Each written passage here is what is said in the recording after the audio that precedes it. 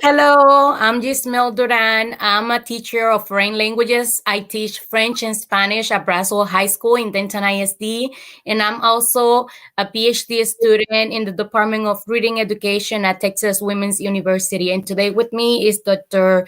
Jorge Figueroa. Hello, everyone. Like Yismelle said, I'm Dr. Jorge Figueroa. Everybody calls me Dr. J. I'm an associate professor of bilingual and ESL education here at Texas Women's University. Okay, so today we're going to be working with you on teaching language with virtual reality, infusing virtual reality activities to enhance the language learning experience. So what we're going to be doing today is we're going to talk about who are our students right now. Also, how do we apply technology in the language learning classroom? We're also going to talk about immersive technologies and virtual reality, how it is applied in education. Later, I'm going to talk to you about a research project that I'm conducting in my classroom with my students. And I'm going to show you some preliminary results, and I'm going to talk about the impressions of my students. We're also going to share with you some resources and also the next steps that we're planning on following, especially with regards to my project. So, who are our students? The first thing that we need to understand is that most of our students belong to Generation Z or the I generation. They are 100% digital natives. And this is very important for everybody to understand. This is the first generation that is 100% digital native. So, saying that millennials are digital native, or, I'm sorry, 100% digital native, that's wrong. No, because they're not. This is the first generation that are 100% digital native. Second, this generation is oriented to the use of mobile technologies, and the smartphone is a must. And you can perceive that every single time when you're working with students that are part or members of this generation. Another thing that is very peculiar about our students is that they have a global vision, they embrace diversity, and want to speak other languages. They're looking forward to learn other languages because they have that global vision. They want to be involved in those type of discussions. They learn by observation and practice. They don't want to get bored. So technology is a thing for them, but you as a teacher better be prepared on activities that will enhance them and will engage them using technology because, like I said, they're 100% digital natives. They understand complex visual imagery, making visual approaches to teaching more effective than other approaches. So visualization is a must for them. These students never experience the three images that I'm, showing to you right now on the display. So this type of computer, that type of computer, and that type of computer, is something that I did because I was a digital immigrant, and I'm not a member of that generation specifically, but I still remember working with it. The same thing about the storage systems. Okay, see this evolution. So our students, they never experienced this. Everything for them nowadays is either on a jump drive, which is a little bit outdated for them, or in the cloud. So everything is in the cloud for them because they're able to share and produce things. And last but not least, the connection. The type of connectivity that the students will have right now is instant. Goes through local area network or Wi-Fi. Before, for us to connect to the internet, we have dial-up modems, which, they were very slow. I still remember that if you have a call waiting system on your house, that was very difficult, or if you didn't have call waiting on your house, either the line will just fall down. So, it will just drop. So this never experienced this. And it's very important for all of you to understand this because we're dealing with a generation that is completely different to the generation before them. Okay? Even like compared to me, I'm a millennial, and like my students know more than I do because, as you say, they're digital born. So sometimes they can edit a video like that, and it will take me probably 2 hours to edit a video and cut and paste. But they know the programs, they know the technology. Even on their cell phones, they can work quick and make something happen faster than I would do. And I'm a millennial. There you go. So technology and language learning, like technology has been used for language learning. Oof, since I have memory, like we have used technology, even if it was a VHS that will ask you to repeat the phrases in the new language that you were learning, like Inglés y Barreras, like English without borders. Now we have these kind of programs that they sell to you, like Rosetta Stone, and still like using technology. So technology can be used to assist and enhance language learning for sure. And the use of technology in the classroom, we have proved that it improves engagement and also it builds equity, something that is extremely important with the different and diverse students that we have in our classrooms. So something that we are bringing now, besides those types of technologies that have been used for decades for enhancing language learning, we have now apps like Duolingo. I mean, who has not heard about Duolingo? Like even my students come to me and say, Miss Durán, I have Duolingo on my phone. And then we have now this type of virtual reality technology that provides an opportunity to explore language and culture through immersion. And it's a different perspective. It's something that engages the students even more in the language learning process and even learning about the culture of that language too. I remember that last 2 years ago, I actually went to a workshop and they introduced this app that is called Mondly, and it's basically like an avatar that talks to you. So you're wearing like your VR technology and you choose the language that you want to learn, and this avatar will come and talk to you in that language, and then it gives you options to practice your language. And that's something that is innovative and that caught the attention of the students. One of the things before we move forward about this Duolingo stuff is that everybody can have it. It's just a download on their phone. And also, Yismelle, very nicely, is a gamified system. So you go from step, you go levels. So Yeah. you're always, healthy competition there, which for our students is great as well. Yes. So one of the things that definitely we think about is that technology has become the ultimate scaffold, and we have to see how technology specific have evolution. Already, Yismelle mentioned a couple of software programs, but definitely one thing that changed dramatically the way that we were using technology in the classroom setting, specifically with in the language classroom, had to do with the use of Web 2.0 specifically. So things that come to my mind here is that suddenly the teacher was able to produce things, working with blogs, working with wikis, and the students could be engaged working in that. So the language teacher was able to do work with the different arts of language, dealing with the speaking, the listening, with the reading, all the things that you were looking for in order to assess, you can do it with Web 2.0 technology. Okay, but then also we cannot forget about the evolution of game-based learning and gamification, like I mentioned before. So suddenly games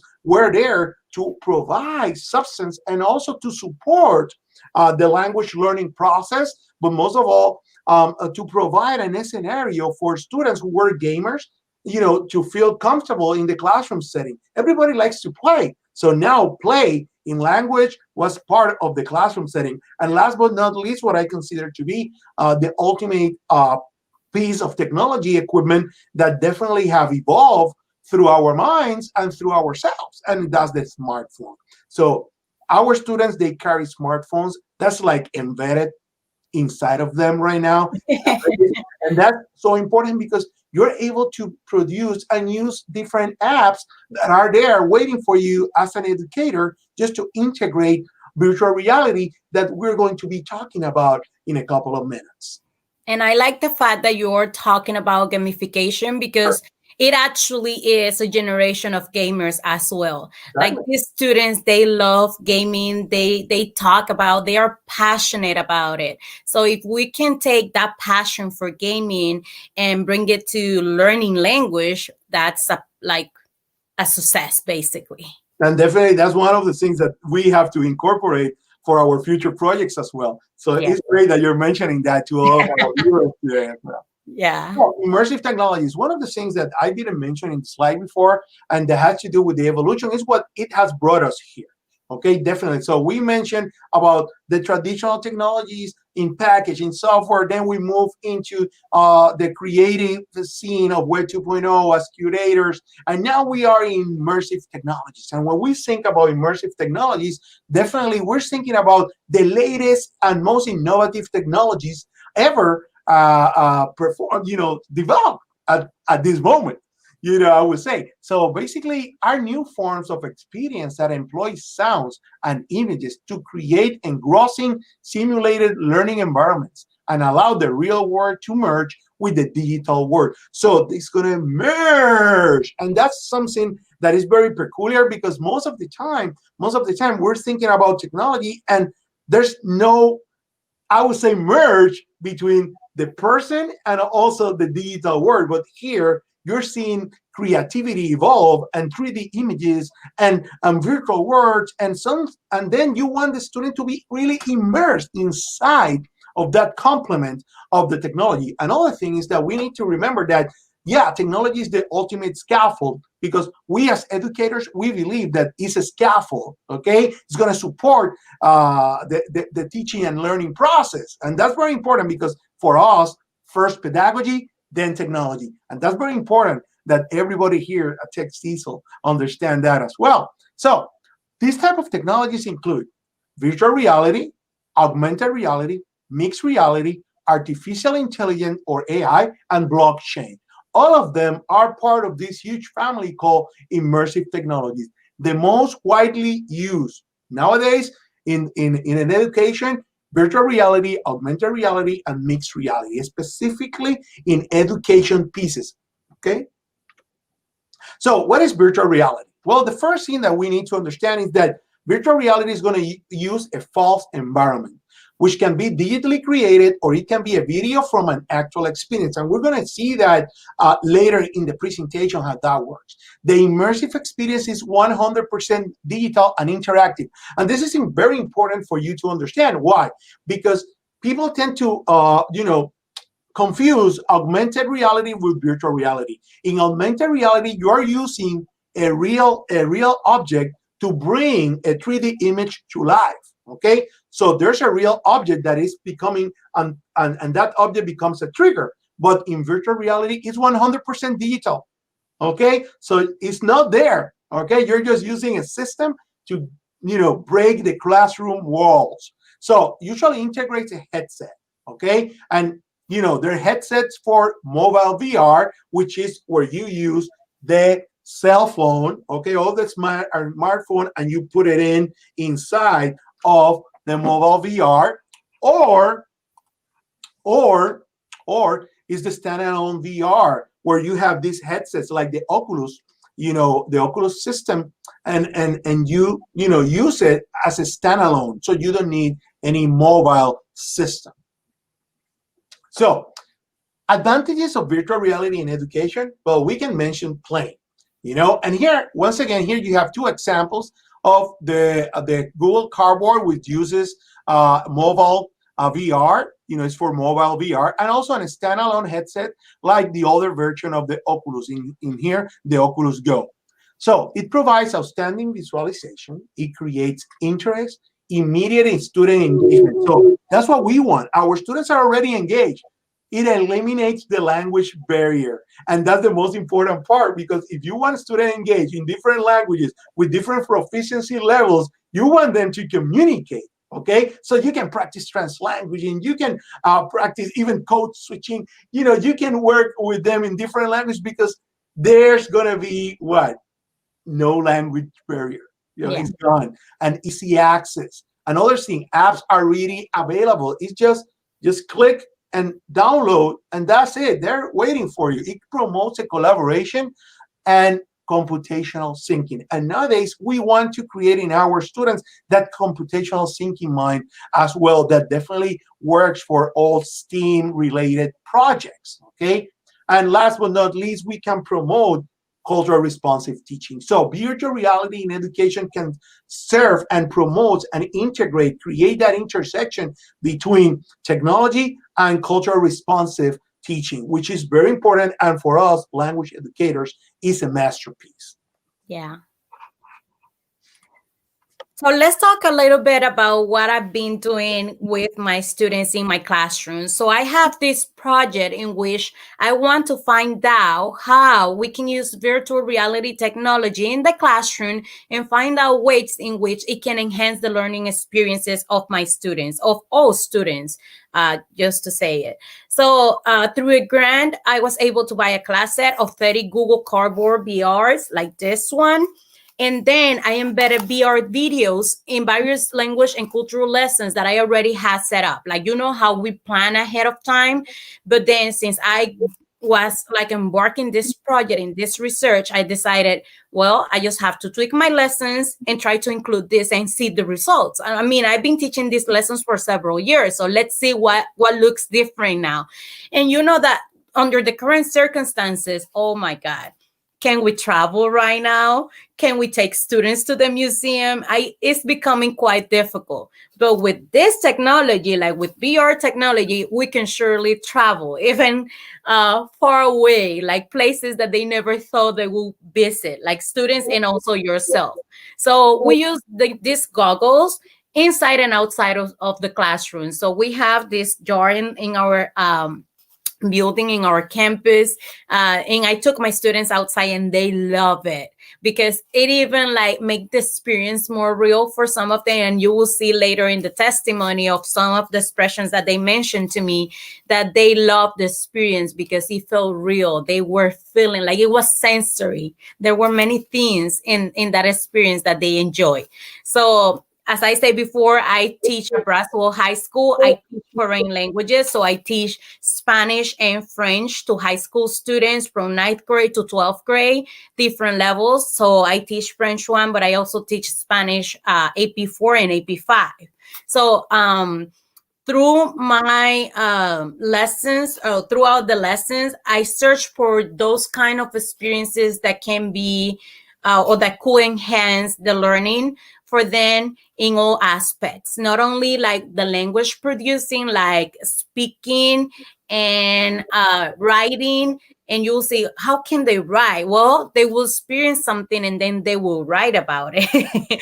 So the listening also and the reading as well, and they have to read. You will see through Google Expeditions that they have expeditions in which the students need to be clicking and reading the information. Okay, so let's find out. So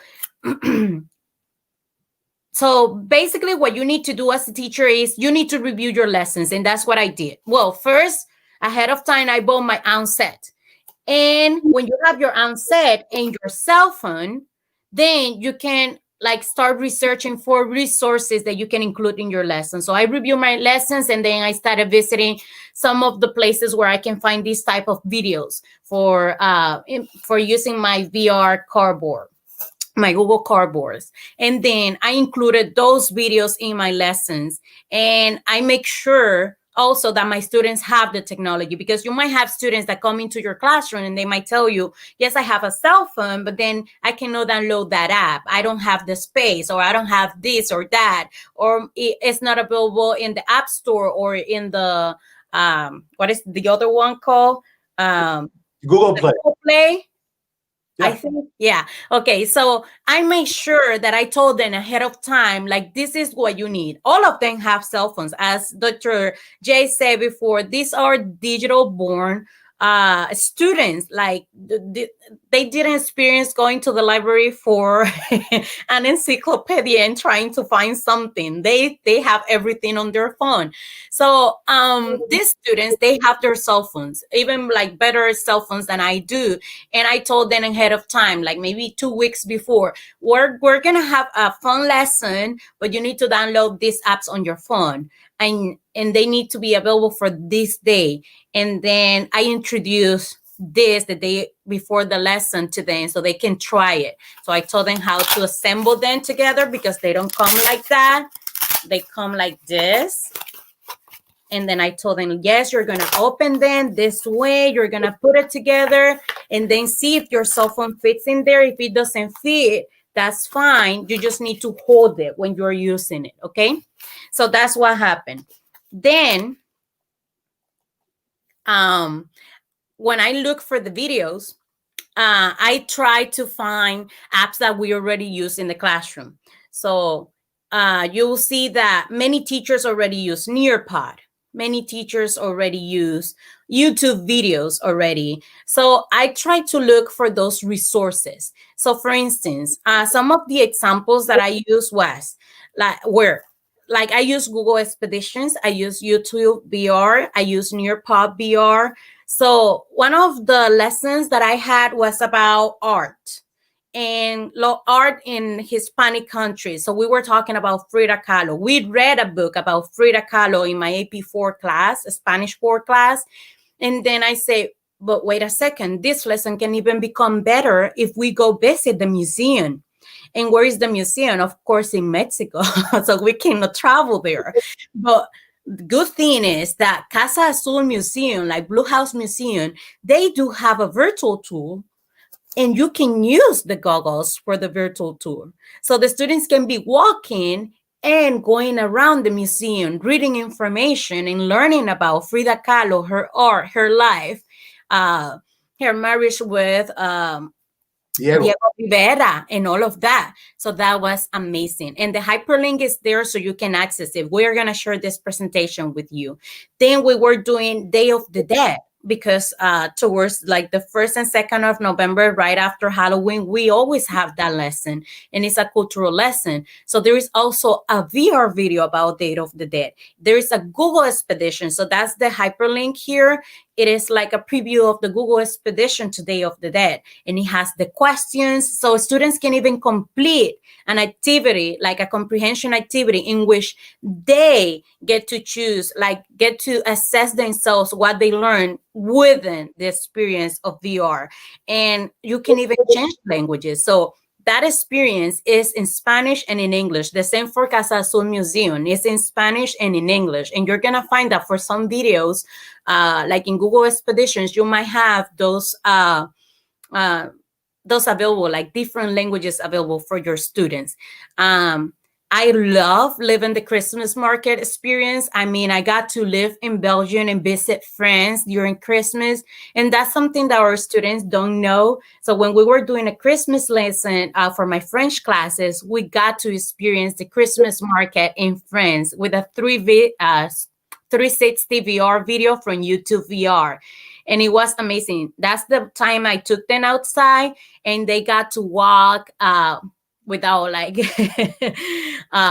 having the chairs and the desk in the middle. I also like that they share with them like a roller coaster experience, like Christmas roller coaster experience. And they say, oh my God, this feels so real because it was windy that day and we were outside. This feels like I'm in there. We visited the Chichen Itza pyramid in Cancun, Mexico. Then we were having a lesson on immigration and we visited the Ellis Island guided tour. And that one I love because there is a person talking to you and you actually feel like you are in the museum. So a recommendation that I have for you, always search for the resources and try yourself before you show it to the students to make sure that it works for you and that it can work for them as well. One of the things that definitely I like about Google Expeditions, definitely, and that we recommend when you're going to use it. First of all, the total languages that they have plenty of languages. So if you're a language educator, definitely you have different expeditions with different languages. There might be expeditions that have one language in here, one language in the other, 3 languages, So it's really creative to work with it. But one of the things, for example, that I really like about Google Expeditions is that you can have expeditions. Let's say that for some reason you don't have the VR goggles, okay? So you can have Google Expeditions in a regular phone. On your left, you're gonna see how it goes into the goggles. All right, so inside of the goggles, but on the right, you're gonna see how you can have the expedition just specifically in a smartphone, and you can have the same expedition. So as you're seeing, we're crossing the whole city of Jerusalem, and we're having the same expedition here. So, hey, you're going to have everything. So I encourage you to use Google Expeditions as a great tool. It's a great tool. Yismelle has been using it. We're going to continue integrating it, and our research project is going to continue as well over there, because the opportunity that we have of not only working with content but the immersive experience is one of the kind. Yeah, and something that I love about this, even though it looks like two separate screens there with the goggles, of course, when you're using them, it just feels like one thing, like you're looking at one thing and you're walking around and you're clicking.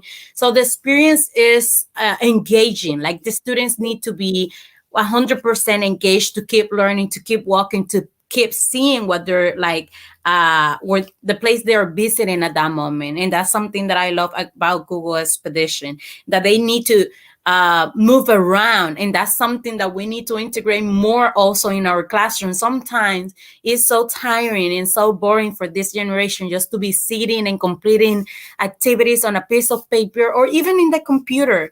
And as Dr. J said, the good thing about Google Expedition is that you can have the goggles and you might not have them, or your students might not have access to them, but still they can live that from a tablet, from a Chromebook, from their cell phone without having the goggles. Of course, this is going to make the experience different, but still they will have access, like in terms of accessibility.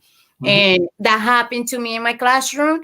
I right now, because of COVID, I'm teaching connected learners, who are the students who are still at home because they don't want to come back to the school, and students in my classroom at the same time. My connected learners, they didn't have access to the goggles because I have them in my classroom, but still with Google Expedition, they could see everything that my students in the classroom were seeing, okay?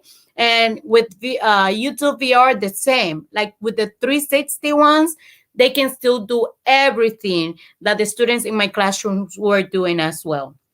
So we have this type of VR 360 videos in YouTube. You can go to the YouTube VR channel.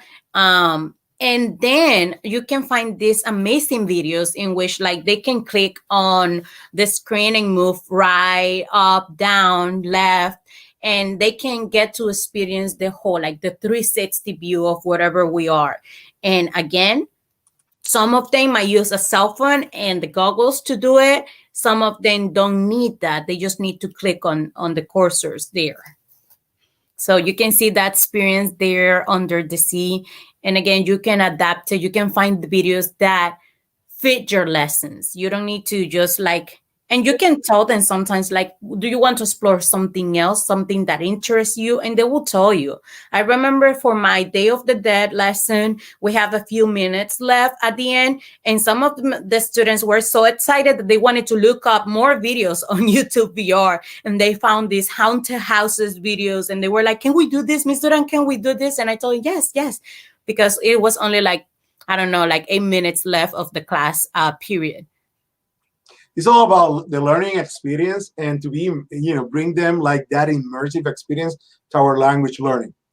So every time we, this is fun, and is this fun? Our students will get engaged into it, and then you just use it, as we say, as a scaffold to your lesson. Okay, and it's a win-win for our students. Yeah.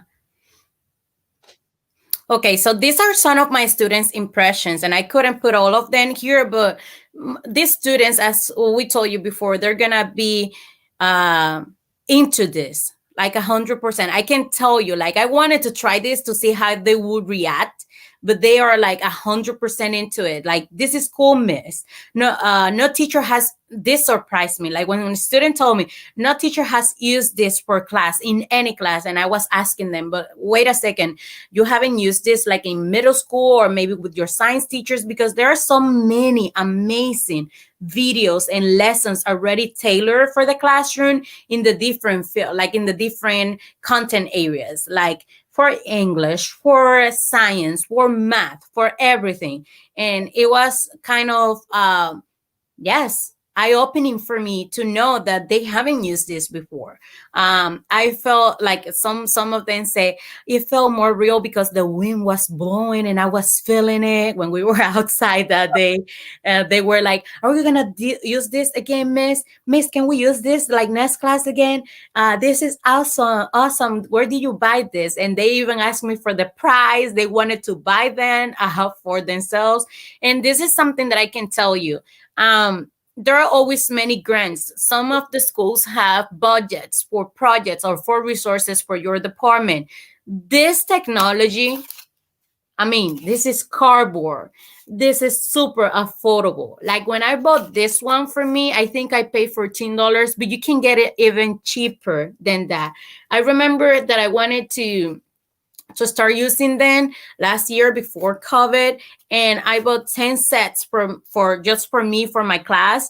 And they were like $7 or something like that. So just you can afford this for your students, and it's gonna be a lot of fun for you and for them. People think that this, because VR is like out of your budget, but no, you adjust Mhm. it based on what you want, and you can have, like, of course, those huge headsets and purchase all this stuff, and suddenly you're like in the thousands, but also you are in a budget. So let's just fit to what we need, and let's just use it. It's affordable, and that's just like Yismelle said, it is there, and there are possibilities to work with it. Yeah. And the good thing is you don't have to buy cell phones. They already have their cell phones. Most of the time, yeah. Yeah, most of the time. So we have a lot of resources that we want to share with you, especially because we know sometimes us a teacher are really busy with our like schedules and our planning, and like you have your mind like where I'm gonna start with it. Like I want to use this, I want to start this, but where I'm gonna find everything. So this QR code here, when you scan it, it's gonna take you to the ICT evangelist. And now the 3A is going to show to you the amount and the diversity of resources that are available for VR. So what that is going to take you, like Gismelle said, is to the ICT Evangelist free resources webpage. And inside of their free resources page webpage, you're going to find something called the periodic table for iOS apps for AR and VR. And this is amazing because you're going to find not only AR, but also the VR piece that you're looking for. And they're already assigned. But the most important piece here is that they are assigned by content area or by group. So you can find, storytelling, teaching, science, history, art, STEM, creativity, geography, and you can adapt whatever you want, based on your language learning experience or what you want to produce. So there are plenty of apps waiting there for you to work with mobile VR, specifically for the Google Cardboard. Okay. Another one is the most recent one that the ICT Evangelists prepare, which is the one for 2020. So we're expecting, I'm sorry, the one for 2019. We're expecting the new one for 2021. Let's see what happens. All right. But here, the same thing. You're going to find plenty of these resources. And here you have art creativity, art design, creativity, geography, history, literacy, math, science, teaching. Let's say literacy, and you can find Hangar VR. You can find French, the French experience, London, Olympia in VR. So, it depends on where you want to take them. Not all of them are virtual reality. I will say virtual reality tours, but there are other experiences there waiting for you to integrate into your language learning classroom. Yeah, and though it said there that these are for iOS, like for iPhone, many of those apps, like most of them basically, are also on Android. And that's important to mention because you're gonna say, "Well, but not all my students have iPhone." Exactly. That's fine. Like all my students don't have iPhones either, and they were able to download like the basic apps like Nearpod and um, what do you call it? Google Expedition. They have it on their phone, so it's not like something difficult for them because most of them are available also on Android or Google Play. okay? And then what are our next steps? So basically it's making resources available for all my students. So with this project, what I want to do is, like, given the circumstances and that not all my students are in the classroom, I want all of them to experience the same thing. So I'm going to make these goggles available to them. I was talking to Dr. Ye that I was trying to put together like delivery system in which or maybe a pickup system in which they come to the school, even though they don't come to take classes, but just to pick up the goggle, the Google Cardboard, and that way they have it at home and maybe they can return it. But if they don't return it, it's not a big deal either because they're not that expensive. But yes, they can take it home, and then I can keep including VR videos, VR tours into my lessons, and they can also experience the same way that the ones in my classrooms are doing it. So of course, developing more VR tours. I am actually thinking on the third one, crafting projects with students in which they have to find or create the VR experiences. So I have noticed with my students that when they're the ones creating something, they're more engaged, especially if it is something that is related to technology. I mean, I'm sure they're gonna love it. So I'm putting together a project for my upper levels, and maybe depending on how that goes with my lower levels, to see how they can like embark on this and create their own VR experiences to share with the rest of the class. Also, I want to be and keep measuring the effects of these practices on my students' learning. It needs to be something that it's not like we do it once and that's it and they're gonna be amazing. It's something that you need to keep doing and see how they're learning, how it has changed from one point to the other. So I'm gonna keep measuring that with my students as well, and I'm gonna keep you posted. Maybe next year I present those results here. Right, Dr. Ye? Of course, of course. Yeah. Yeah, And of course, keep learning. Like, you never stop learning. The fact that I sit down sometimes at night looking for those videos, believe me, I've been walking in my house with this and my cell phone trying like the videos before I share with my students. And I'm like, I'm loving this. So I guess they're gonna love it. And they do love it. So even my husband is looking at me like sometimes like, what is she doing? But it's fun. It's a lot of fun. and we want you to contact us if you have any, not only any questions, but any projects that you would like to implement. Contact us. There's our information. And there's our emails. Also, I encourage you to follow me on Twitter.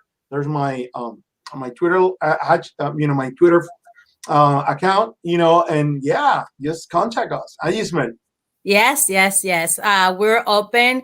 Every time I present at conferences, if teachers contact me and ask for resources, I'm willing to share everything. I feel like, why do we need to keep it to ourselves when we can share and be better all together? So all the resources that I have access to, you also have access to. So just send me an email and I'll be happy to share anything that I've been doing in my classroom with you. Exactly. So that's the thing, sharing, and that's what we promote as well. So please contact us, and we can create and work with you in any project. Yes. All right. Well, thank you very much. It's been Yes. great to be here with you, Yismelle, and for all our viewers. Thank you very much, and definitely continue enjoying the conference. Yismelle. Yes, thank you for attending this conference with us. We appreciate your time. We hope that you found it useful, that you will implement this type of technology with our digital students. And we look forward to talking to you, to responding to your questions. Okay? Thank you. Bye bye. Take care. Bye bye.